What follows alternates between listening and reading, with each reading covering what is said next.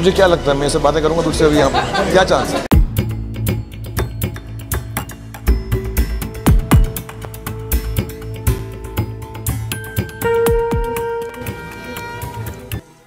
জানুয়ারি নির্ধারিত দিনে রাম মন্দিরে ভগবান রামের প্রাণ প্রতিষ্ঠা হবে। ওই দিন 3000 ভিআইপিকে নিমন্ত্রণ পাঠানো হয়েছে, যাতে মুকেশ আম্বানি থেকে শুরু করে রাম বাবা সকল সেলিব্রিটি রয়েছেন। এই লিস্টে আছেন অমিতাভ বচ্চন থেকে শুরু করে অক্ষয় কুমার। এরই মধ্যে আরেকটি বড় খবর সামনে আসছে। মিডিয়া রিপোর্ট অনুসারে রাম মন্দির উদ্ঘাটনের দিন বলিউডের 3 খানকে নিমন্ত্রণ পাঠানো হয়নি। যেখানে বলিউডের বড় বড় সেলিব্রিটিরা নিমন্ত্রণ পেয়েছে, সেখানে এই 3 খানকে নিমন্ত্রণ পাঠানো হয়নি।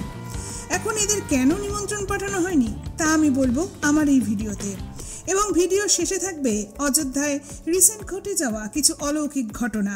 তাই ভিডিওটি শেষ অবধি দেখার অনুরোধ রইল।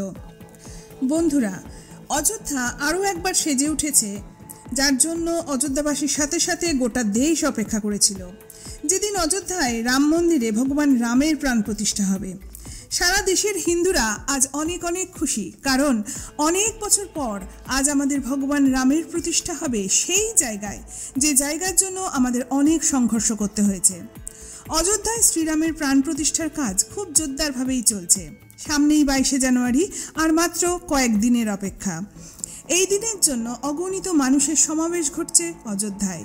বন্ধুরা, মিডিয়ায় এই খবরটি ভাইরাল হচ্ছে যে 2019 সালে যখন সুপ্রিম কোর্টে অযোধ্যা মামলার রায় শুনিয়েছিল, তখন বলিউডের অনেক সেলিব্রিটিরা নিজেদের খুশি সোশ্যাল মিডিয়ায় ব্যক্ত করলেও এই 3 খান আমির খান, সালমান খান, শাহরুখ খান কোনো রিয়াকশন দিয়েছিল না।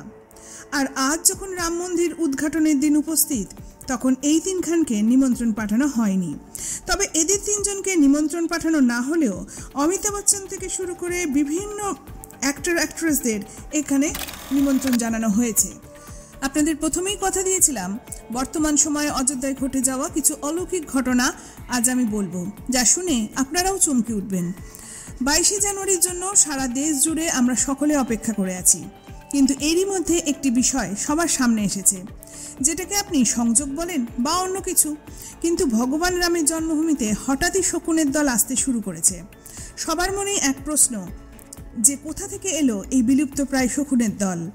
শকুন মানেই জটায়ু, যিনি ভগবান রামের বড় ভক্ত ছিলেন। এটা নিশ্চিত রূপে ভগবান রামের প্রভাবেই হচ্ছে। যেখানে ভগবান রাম স্বয়ং বিরাজ করবেন, সেখানে জটায়ু আগে থেকেই উপস্থিত থাকাটা ভগবান রামের দিব্য শক্তির প্রকট বলেই মনে করছেন অনেকে। বন্ধুরা, অযোধ্যায় শুধু শকুনের দল নয়, বানরের দলও উপস্থিত। আমরা জানি ভগবান রামকে লঙ্কাধিপতি রাবণের বিরুদ্ধে যুদ্ধে জয়লাভ করার জন্য সাহায্য করেছিল বানর সেনা। এমনিতে অযোধ্যায় বানর দেখতে পাওয়া যায়, তবে এত বেশি বানর দেখতে পাওয়া গেছে বলে সকলেরই বানর সেনার কথাই মনে পড়ছে।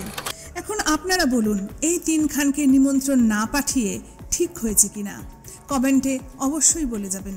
ধন্যবাদ।